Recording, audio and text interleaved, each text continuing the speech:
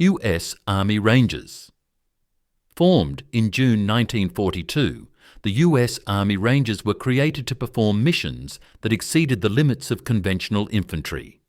Modelled after British commandos, they specialised in infiltration, reconnaissance, and rapid strikes behind enemy lines. Their first action came during Operation Torch in North Africa, followed by Operation Husky in Sicily, 1943, and later the assault on Pointe du Hoc during D-Day, 6th June 1944. Operating in small, self-sufficient units, Rangers secured beachheads, neutralised defences, and opened corridors for advancing divisions. Their precision, coordination, and adaptability defined the template for modern U.S. Special Operations Forces. Marine Raiders, established in early 1942 under the direction of Major General Holcomb, the Marine Raiders were created as the U.S. Marine Corps' first elite amphibious commando units. Their purpose was to execute reconnaissance and lightning raids on Japanese-held islands, missions beyond the scope of conventional Marines.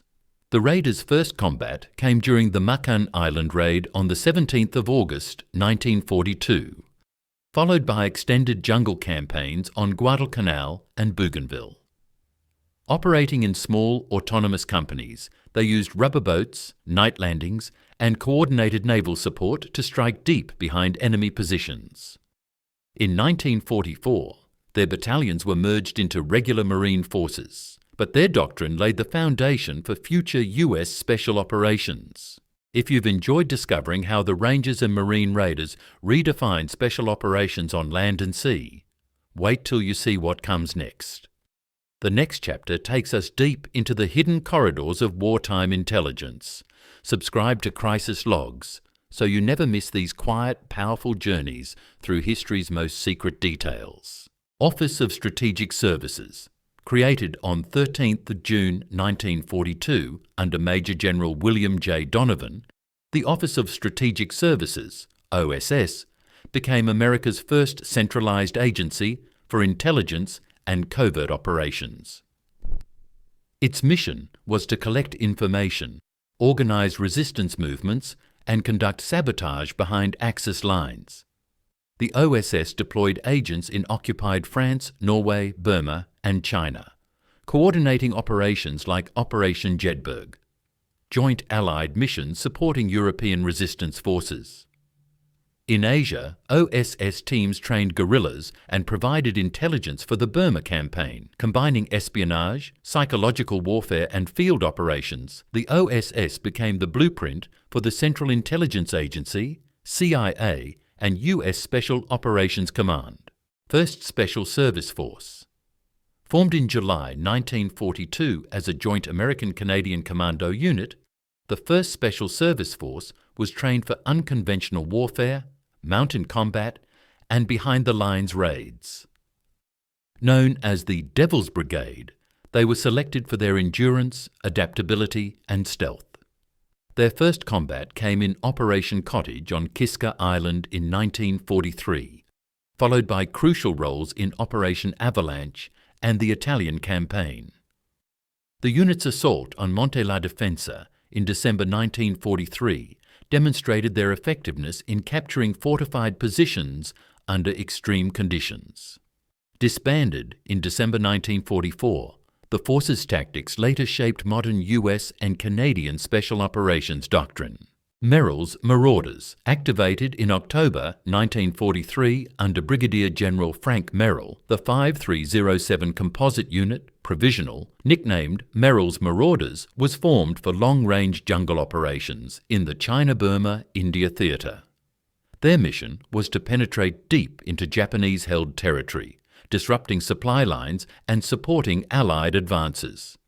Operating under extreme terrain and climate, they fought continuous engagements during Operation Galahad in 1944, marching over 1,000 miles through dense jungle. Their capture of the strategic town of Myitkyina in May 1944 opened vital supply routes to China. Despite heavy exhaustion and disease, Their endurance set the standard for future U.S. Army Special Operations units. Underwater demolition teams. Formed in 1943 by the U.S. Navy, the underwater demolition teams were created to clear obstacles, mines, and barriers from beaches before amphibious landings.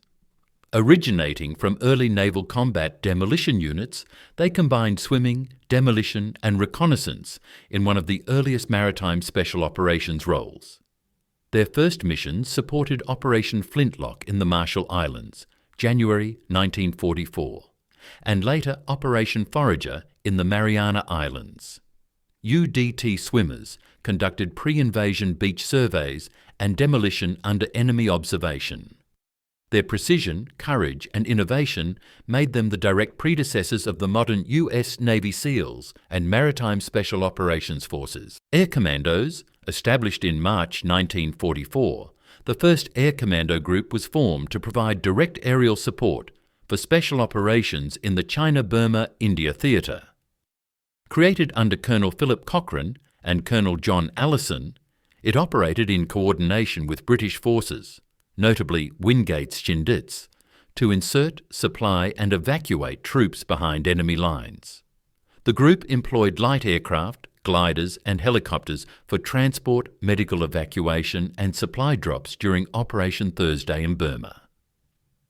Their pioneering use of air mobility and joint coordination with ground forces introduced the concept of integrated air support, an approach that later shaped modern U.S. Air Force Special Operations doctrine.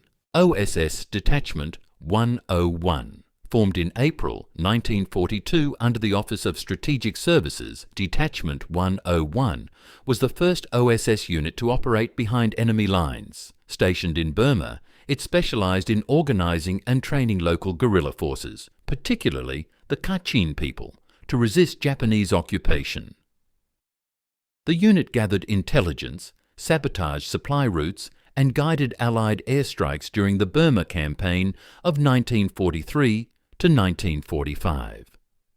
Working closely with the 1st Air Commando Group, Detachment 101 provided critical reconnaissance and rescue operations in dense jungle terrain.